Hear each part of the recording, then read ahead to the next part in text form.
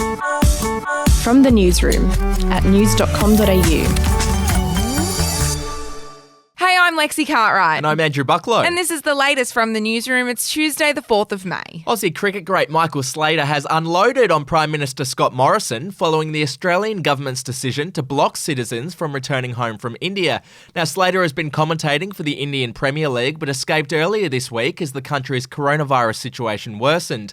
More than 8,000 Aussies in India desperately want to return home but face fines and jail time if they do so. Slater tweeted overnight, "If our government cared for the safety of Aussies, they would allow us to get home. It's a disgrace. Blood on your hands, PM. How dare you treat us like this? How about you sort out the quarantine system?" In other news, Queensland's Deputy Premier Stephen Miles has denied he used the C-bomb to describe Scott Morrison. Oh my. Mr Miles was speaking at a Labor Day event when he stumbled over the word contrast. Have a listen. Aldo's here with us at Labor Day, while Scott Morrison's charging $5,000 a head to have dinner with him. What a contrast.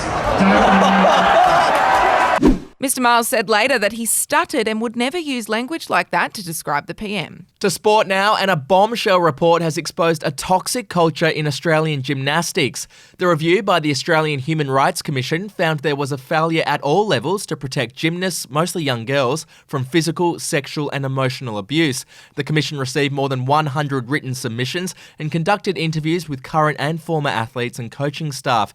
Now, Gymnastics Australia has since released an apology to all athletes who have experienced any abuse and promised it would implement all of the report's recommendations.